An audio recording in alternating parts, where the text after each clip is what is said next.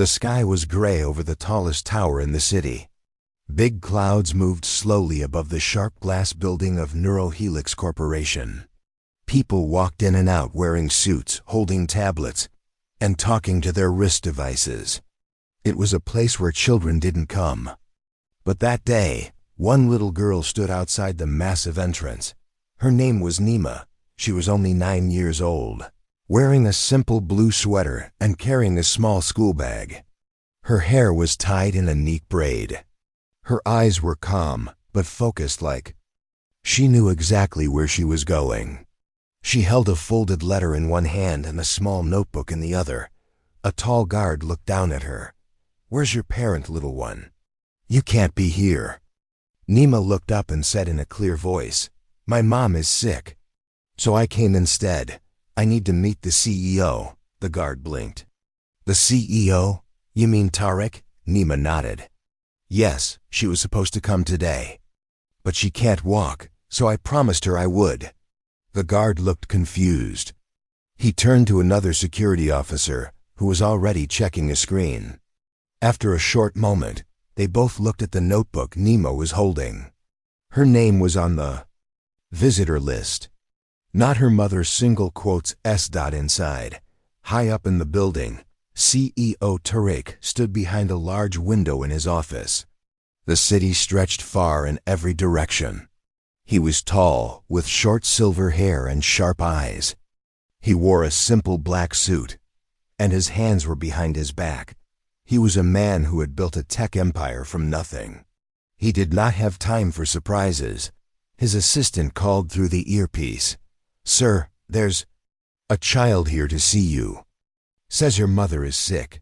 She's got a visitor pass for today. Name's Nima." Tarek frowned. "Cancel it.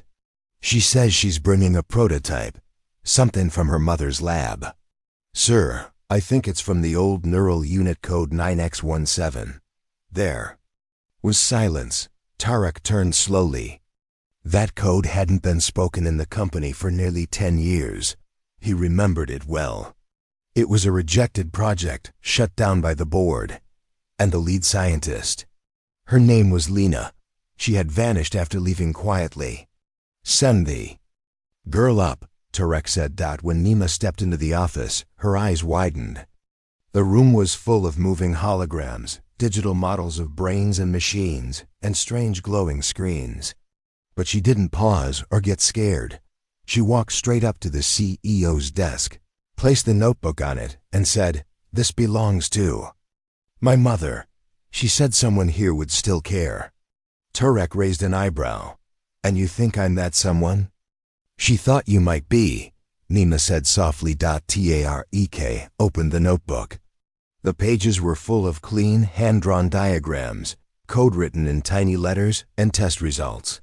Some had small notes in the margins: stable, try alternate, loop, need external feedback. It was brilliant work. Old, but far ahead of what even his team was doing now. "This was your mother's?" he asked. "Yes, Lena. She used to work here before they shut her lab. She said this could help people with broken nerves. People like her." Tarek closed the book. "The board rejected this." "She said the board was wrong," Nima replied. There was silence between them. Tarek stared at her, trying to see what game she was playing, but there was no trick. Just honesty in her small, clear voice. "Why did you come here, Nima?" "Because Mom can't walk anymore, and her hands shake when she tries to write. She told me all the steps. I wrote them in that notebook. She said, if I can show it to you, maybe someone will listen." Tarek stood up and walked to the window. "I've seen many people beg for their old projects to come back. Most are wasting my time." "I'm not begging," Nima said quietly. "I'm asking you to look." Tarek turned back to her. There was something in her eyes that he hadn't seen in years. Not fear, not pride. Just purpose. He picked up the notebook again and flipped to the final page. It had a small drawing. A simple sketch of a young girl holding a hand.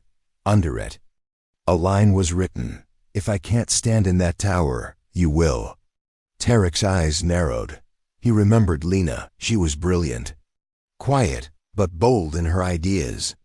And she left without a fight when her lab was closed, like she knew the company would forget her. Now her daughter had come in her place. He pressed a button. Find me all records on Project 9X17, now. His assistant responded, surprised. Yes, sir. Turek looked at Nima.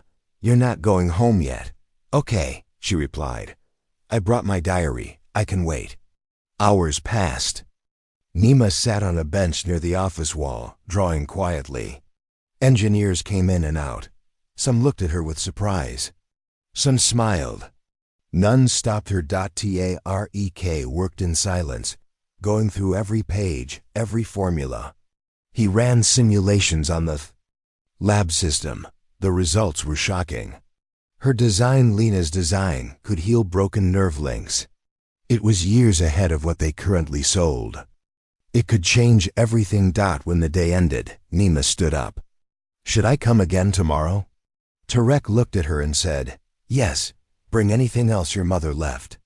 I want to see all of it. Okay, Nima said with a small nod. As she walked to the door, she turned back. She said you'd remember. Tarek said nothing. But he did remember. The next morning, Nima stood at the gates of Neurohelix again. The sun was rising behind the glass tower. She held a small box this time, and her bag looked a little heavier.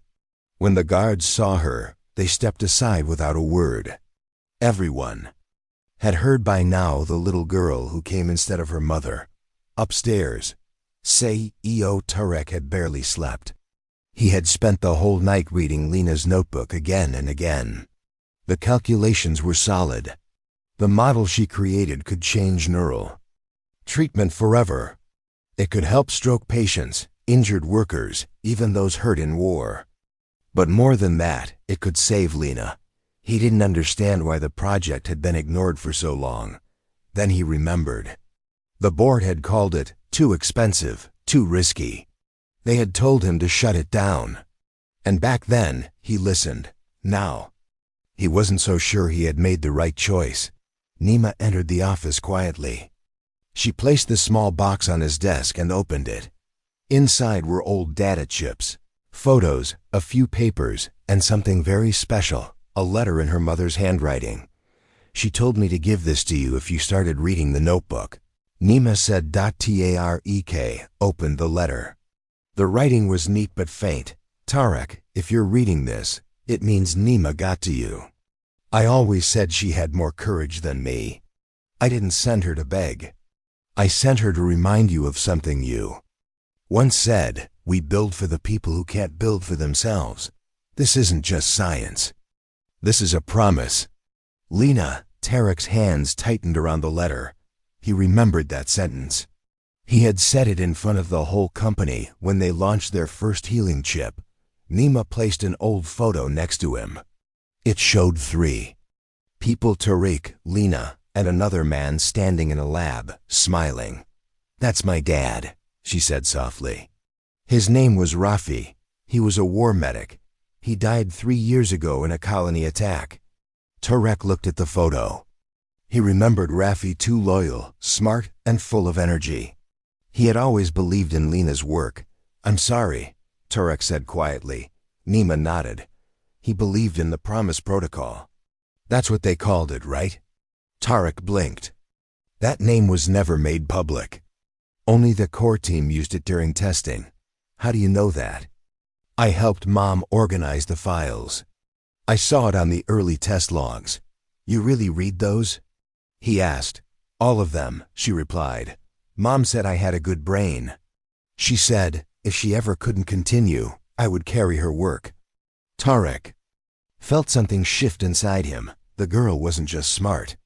She understood the heart of the project. That made her dangerous to the board. He stood up. Come with me. They went down to Lab Sector C, the place where Lena used to work. It was closed, now cold and silent, with machines covered in dust sheets. Nima looked around quietly, her eyes full of memories. She had been here before, as a baby. Her mother once rocked her to sleep on that lab bench during late shifts.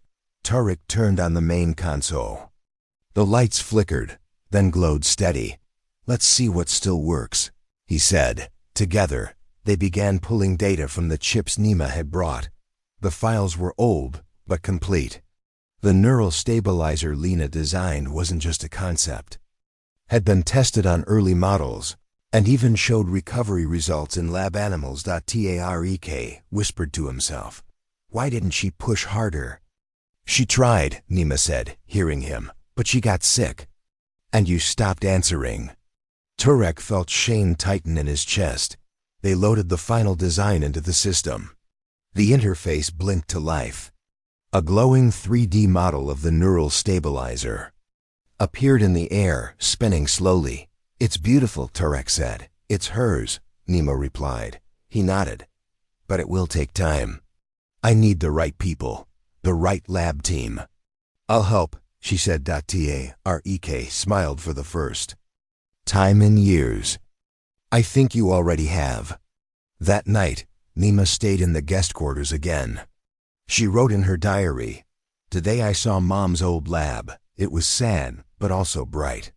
I think Mr. Tarek remembers now. I saw his eyes change. I think he forgot why he started. But maybe I helped him remember." Meanwhile, Tarek sat alone in his office. He stared at the photo of himself, Lena, and Rafi.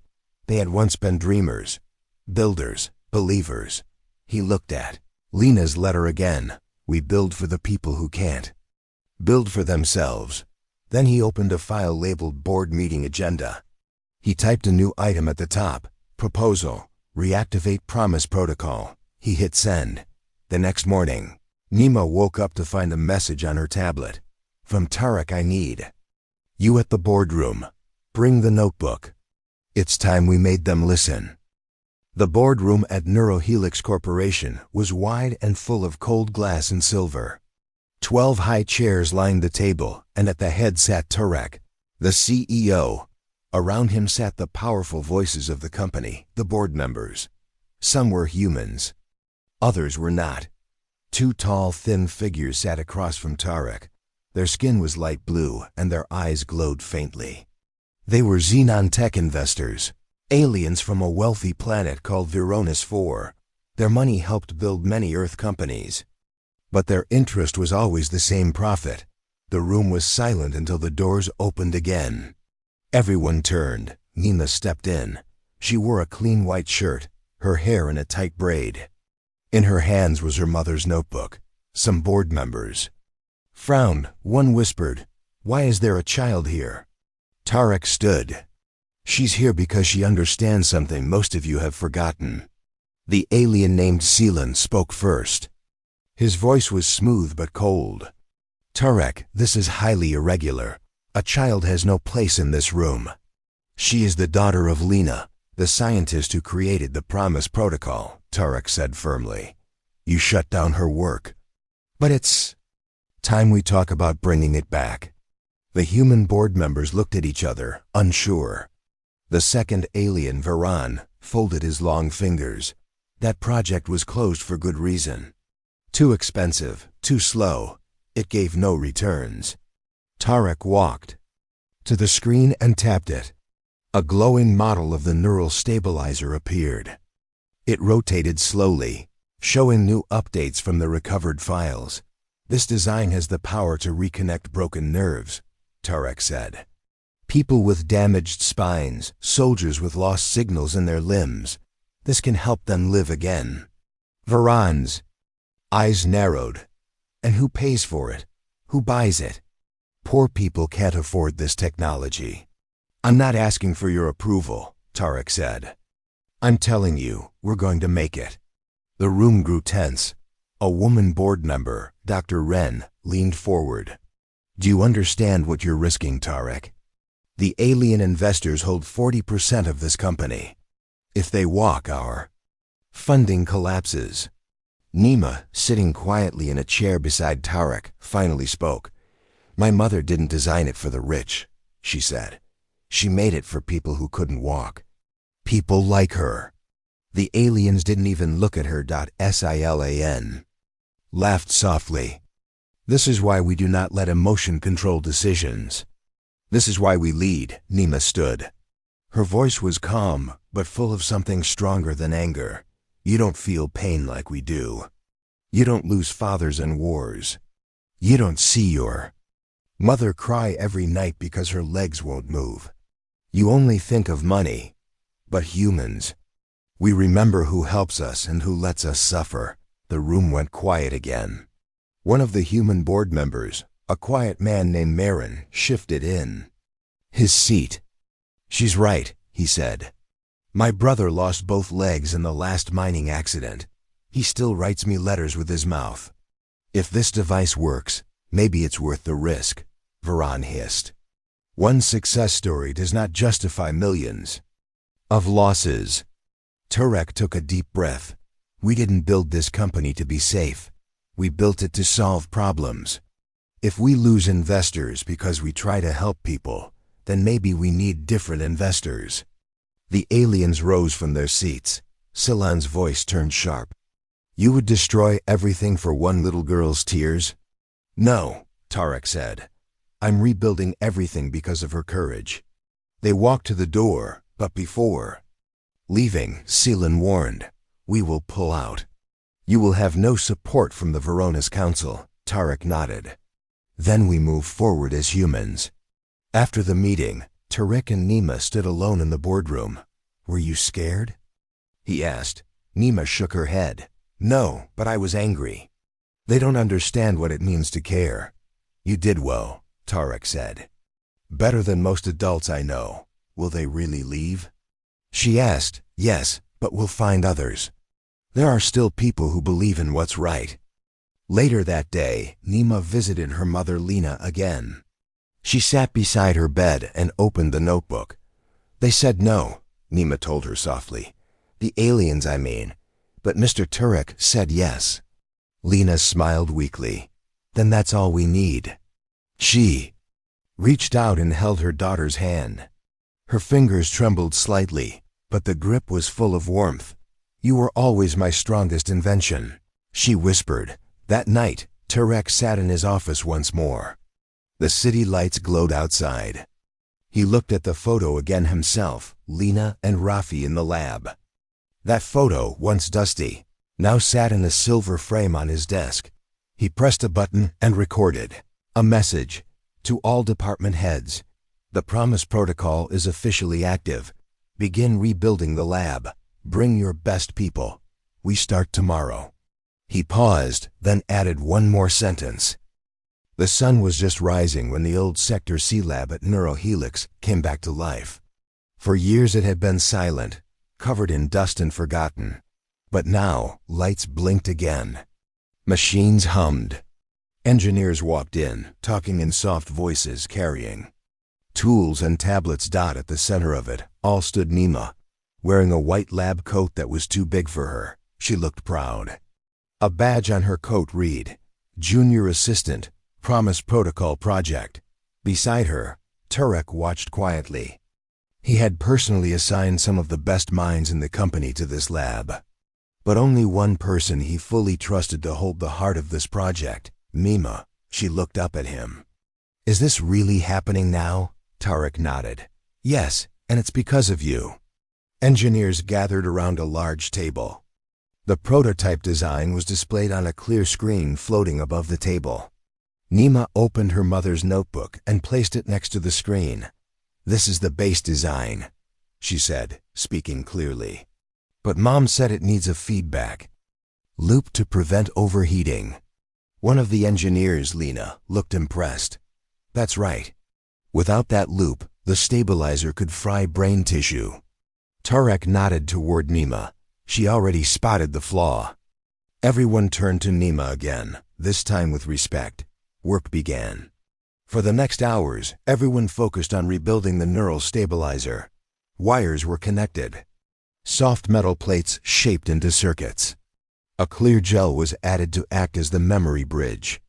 The whole device was no larger than a coin, but its power was massive. As the team worked, Nima moved from table to table, checking screens, pointing out parts from her mother's notes. She wasn't playing. She was working, just like everyone else. During a break, Lena sat beside her. "How did you learn all this?" "Mom taught me. Every night before bed, she would read me her science notes like bedtime stories." Lena smiled. "That's a special way to grow up," Nima nodded. "She said knowledge should feel like magic, but real." Meanwhile, deep inside the tower, trouble was growing. The alien investors from Baroness 4 had begun spreading warnings to other companies. They claimed Neurohelix was taking reckless human risks. Some Earth businesses listened. Others didn't. Single quotes T.Tarek received a message from one of the company's largest supply partners.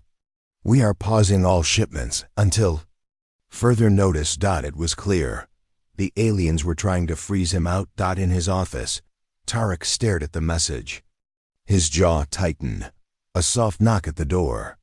Nima stepped in holding a small box. "This is from Mom," she said. "It's her old testing crystal. She said it always worked better than the factory ones." Tarek smiled and took the box. "Thank you." He paused, then asked, "Do you know we might lose a lot of money if we keep doing this?" Nima looked at him. "I know. But isn't saving lives more important than saving money?" Tarek nodded slowly. "That's what I used to believe. I'm glad you reminded me." Back in the lab, the team finally completed the first prototype. It was placed inside a small test model, a robotic figure shaped like a human head and spine. Tiny signals were sent through it, like weak thoughts. The stabilizer began to glow. Softly. Then something incredible happened. The robotic fingers twitched. Then they curled. Gasps filled the room. One engineer whispered, "It's working." Another smiled wide. "We have a signal." Tarek stepped forward. "Begin full test." Simulation. Nima watched, her hands gripping the edge of the table. The stabilizer connected with the fake nerve signals perfectly. Each time the machine responded. No overheating. No delay. Lena turned to Nima. "Your mom's design is working." Nima smiled, but her eyes shone with tears. "Then maybe she'll walk again." That evening, Tarek and Nima went to visit Lena. The room was quiet. Lena lay in bed, pale but awake. Her eyes widened when she saw Tarek. "You really came," she said softly. Tarek nodded. "And we built it. The prototype works." He placed the small glowing stabilizer on the table beside her. Lena stared at it for a long moment. "I thought I'd never see it." "You made it," Tarek said. "And your daughter made sure the world didn't forget." Lena reached out with shaking fingers. Nima quickly helped her touch the device. "It feels warm," Lena said. "Like it's alive." "We're ready for human testing," Tarek said. "And if you agree, you'll be the first." Lena's eyes filled with emotion. "I trust you." 2 days later, the company released a quiet public message. Neurohelix has successfully restarted the Promise Protocol. The first human trial will begin this week. The goal: to restore lost movement and give people a second chance. News spread fast. Some cheered, some doubted. But something had changed. People were watching. Hope was returning. And at the center of it all was a little girl who walked into a glass tower because her mother could not. The air in the lab was quiet, but full of energy. Everything was ready. The Promise Protocol had passed every machine test. Now it was time for something much greater, a human trial. And the first person to receive it would be Lena, the woman who had built it with her own hands, and whose daughter had brought it back to life. Tarek stood by the window of the lab, watching the setup with sharp eyes. Engineers moved carefully, cleaning tools, preparing monitors, and checking the neural interface machines. In the center of the room, Lena lay calmly on the testing bed. Soft wires were placed near the back of her neck. Her breathing was steady. She looked weak, but her eyes were filled with courage. Beside her stood Nima, holding her mother's hand. "Are you scared, Mom?" Nima asked softly. "No," Lena replied. "Not anymore." Because you're here, and you made this happen. A soft voice came through the speaker. Final checks complete. Ready when you are. Tarek gave a small nod. Begin. As the test began, the stabilizer chip was gently inserted into the base of Lena's spine. A tiny click. A soft hum. Then silence. For 10 long seconds, nothing happened. Nima's heart beat fast. Suddenly, the monitors blinked green. One finger on Lena's right hand moved, then the next dot, then her arm twitched gently. The entire room went still. Everyone stared. A full signal had passed through her damaged nerves. The stabilizer was working. Tears ran down Nima's cheeks. It's working, Mom. It's really working. Lena slowly lifted her hand from the bed, her fingers shaking but alive. She reached out and touched her daughter's face. I can feel you, she whispered. Cheers broke out around the room. Engineers clapped, hugged each other. Some wiped tears from their eyes. Tarek simply stood still, watching with quiet pride.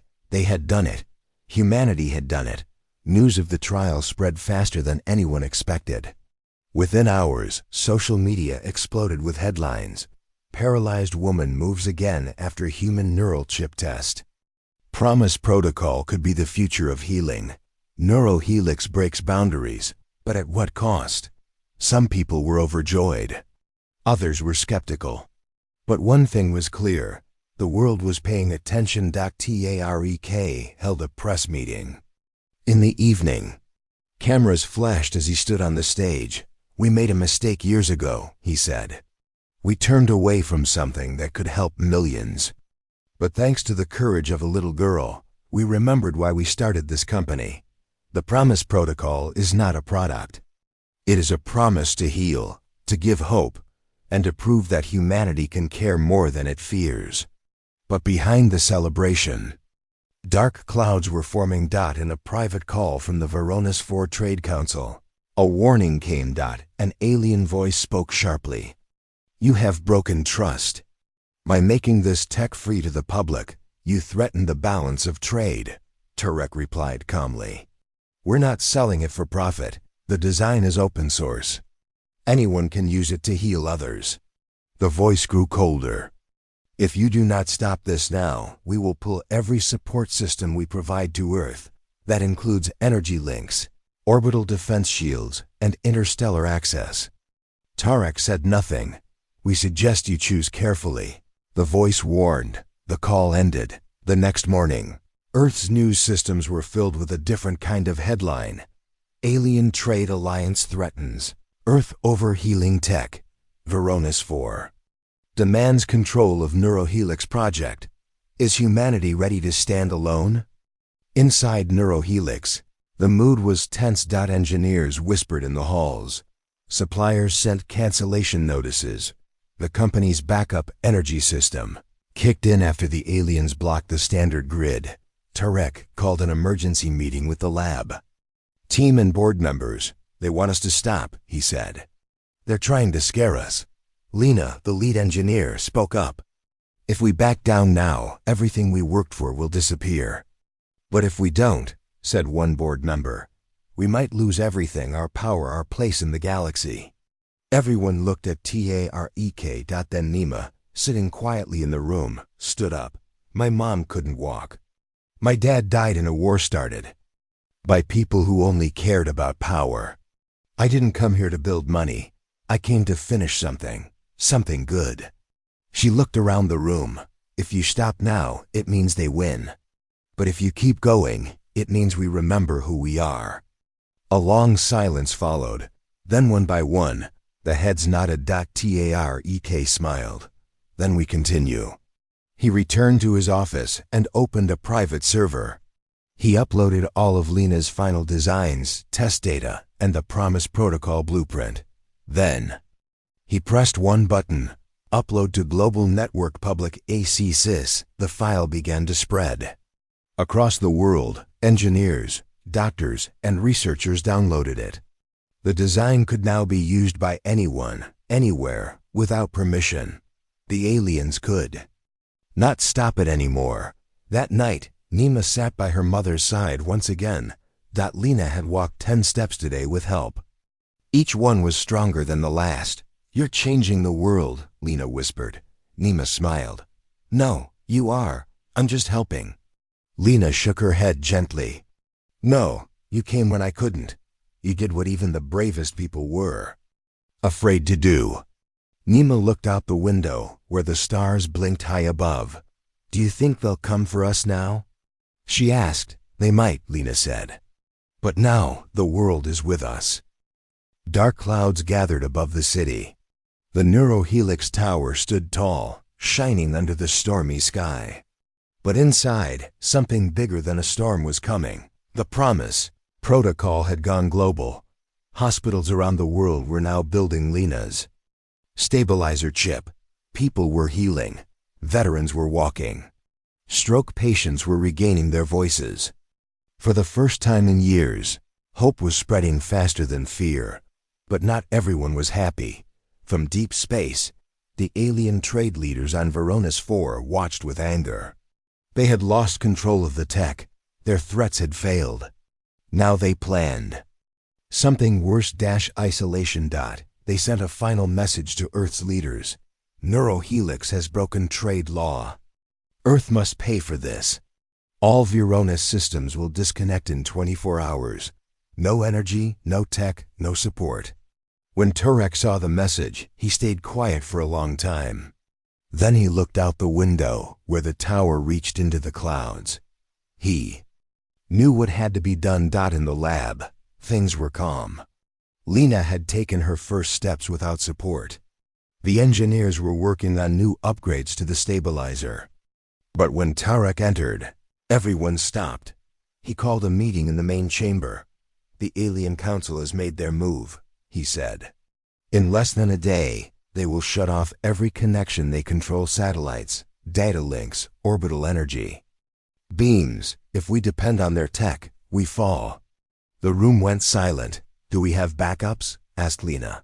"Only for a few systems." "But the rest?" Tarek paused. "Will go dark." Nima, sitting beside her mother, stood up. "Then we stop depending on them." Everyone looked at her. "If we always wait for someone to give us power, we'll never be strong." "My mom said the best inventions come from hard times. Maybe this is our time," Tarek smiled. "Then we do it the hard way, together." That night, the city changed. Power grids flickered.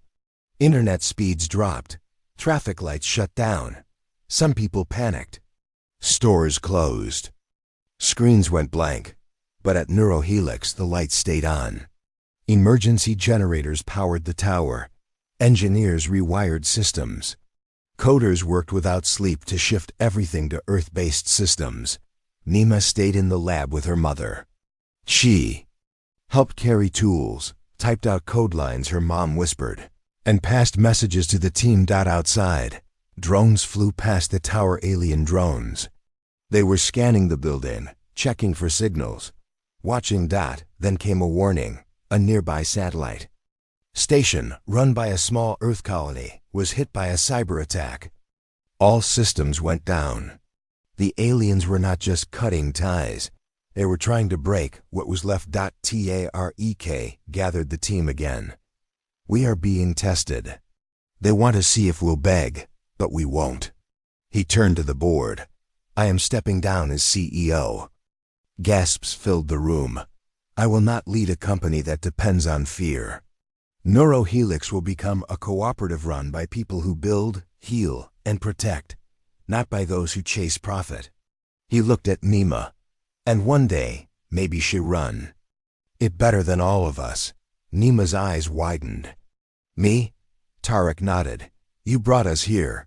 You reminded us of what matters." The next day, Earth lost full connection with the alien network. Ships were grounded. Orbital elevators froze. Medical systems that depended on alien power went dark, but the stabilizers, those still worked. Because they were built on human hands and human hope, Neurohelix became a symbol. People gathered outside the tower holding signs. "We choose healing. Power belongs to the people." Promise Protocol forever. Other companies joined. A small tech firm in India, a solar group in Kenya, a youth lab in Brazil. They all downloaded the open source design and started producing their own versions. The aliens tried to stop the signal, but it was too late. Humanity had remembered its greatest strength. It shared. That evening, something unexpected happened. A group of elite alien ships entered Earth's orbit. They hovered above major cities. Their lights blinked like cold stars. One ship sent a signal to Neurohelix.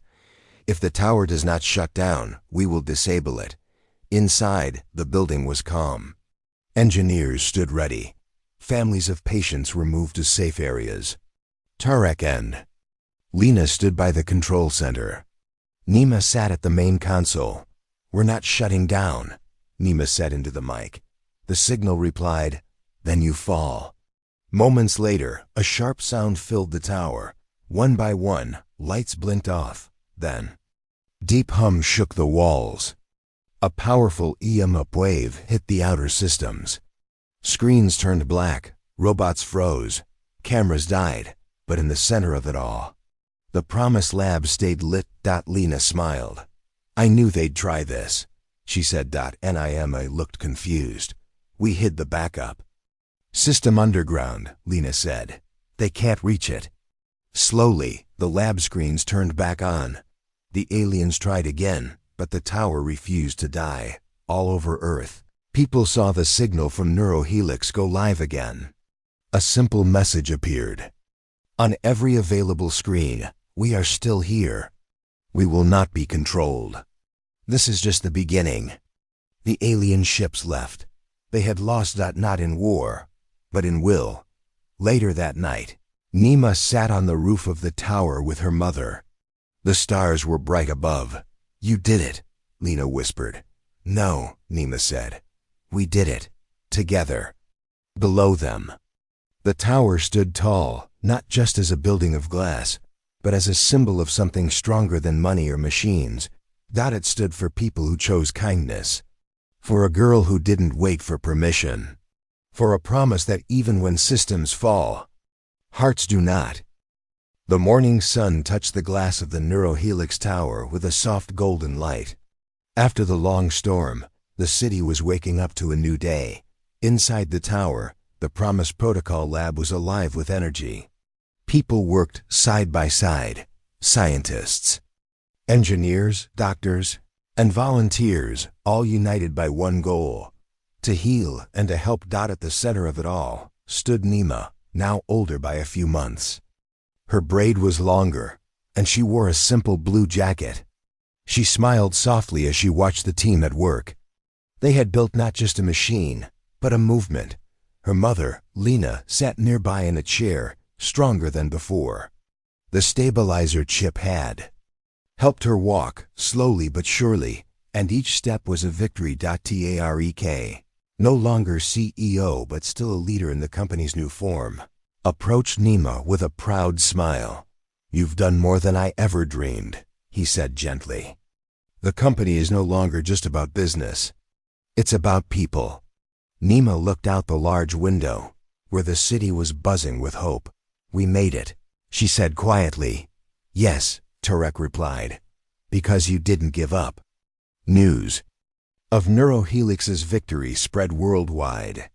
More labs joined the open-source Promise Protocol project. People everywhere were building their own versions of the neural stabilizer. Healing centers opened in places where no one expected: small towns, refugee camps, even on ships traveling the oceans. The world was changing. But more than that, the way people thought was changing. They remembered that true strength comes from helping each other, not controlling each other. One afternoon, Nima walked through the newly opened public healing center in the city's heart. Children played in the garden outside, their laughter filling the air. Patients moved with the help of the stabilizer, learning to walk again, smile again. A young boy ran up to her. "Are you the girl who came to the tower?" Nima smiled. "I'm the girl who didn't give up." He looked up with wide eyes. My mom needs this. Will it help her? It will, Nima said softly. And it will help many more. The boy hugged her hand. Back in the lab, Lena and Turek spoke quietly. Do you think the aliens will try again? Lena asked. Tarek shook his head. Not like before. They know now that humanity stands together, Lena smiled. Good, because there are bigger things coming, but we'll face them as one. One evening, Nima sat with her mother on the rooftop again. The stars twinkled bright above. Thank you for coming, Lena said. You saved more than just my work. Nima shook her head. You saved me. You gave me hope when I was scared. They looked up at the sky. The stars were peaceful. And for the first time in a long time, Nima believed the future was full of light. The Promise Protocol was more than a project now.